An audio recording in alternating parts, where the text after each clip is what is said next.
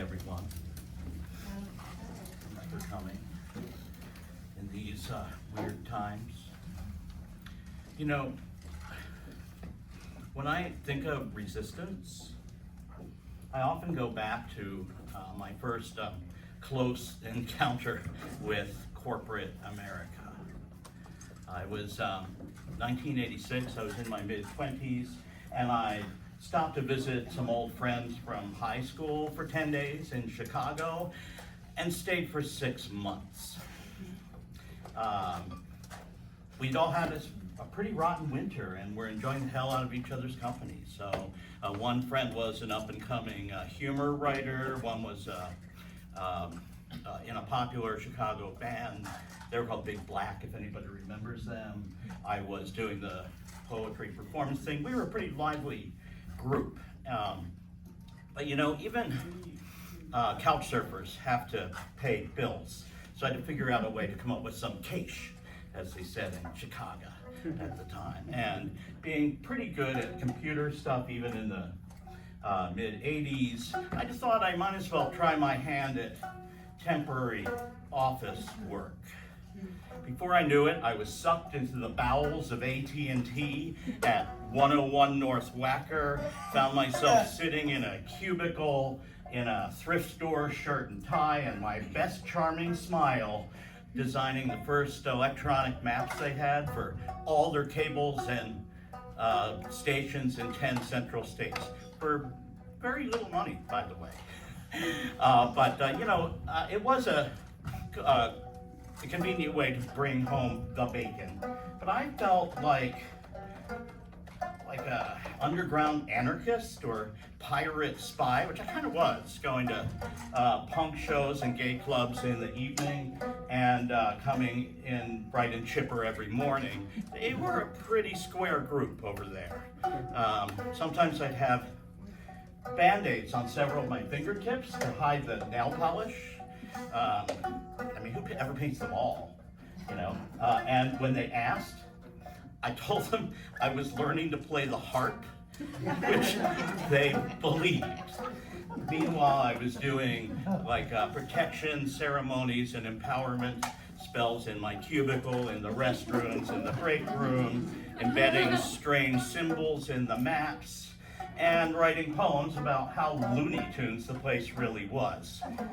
Anyway, I'd never made it through an infernal summer of temp work in Chicago without some form of therapy, and an odd one at that. And it was through this therapy that I became sole witness to a really beautiful phenomenon. Witness.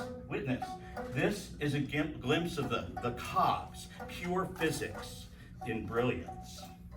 I dragged myself home from the trenches 5 days weekly, mashed in the broiling L with gobs of nervous yuppies trapped for God knows how long without their climate control, fainting and having heart attacks right and left.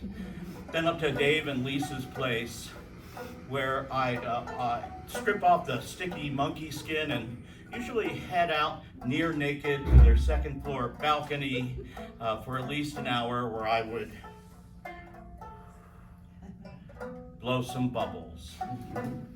The balcony looked over a nice neighborhoody intersection near Lincoln and Belmont, which I inflicted every afternoon for months with clouds of annoying little opalescent soap bubbles, to the distraction of many, the sure pleasure of a few, and the irritation of several in particular.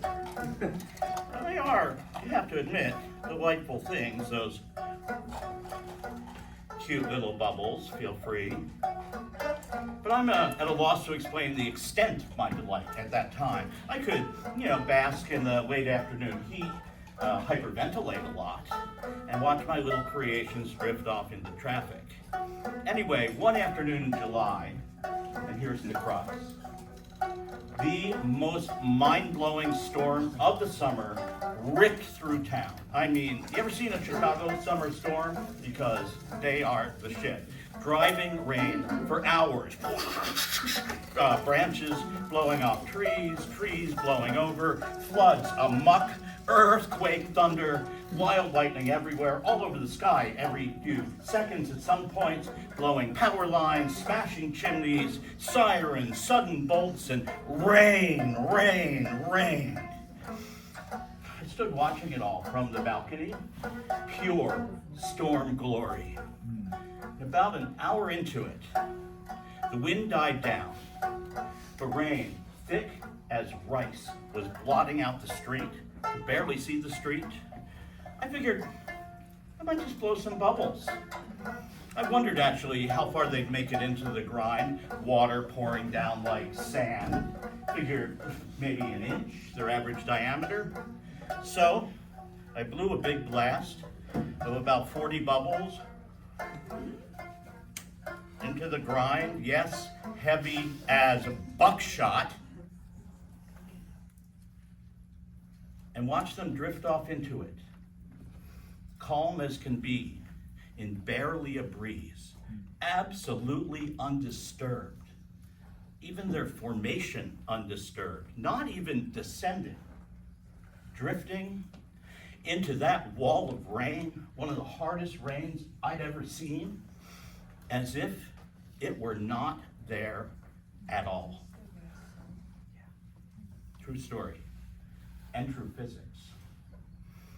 So I say, be as bubbles in the rain, my true hearts. The storm will pass.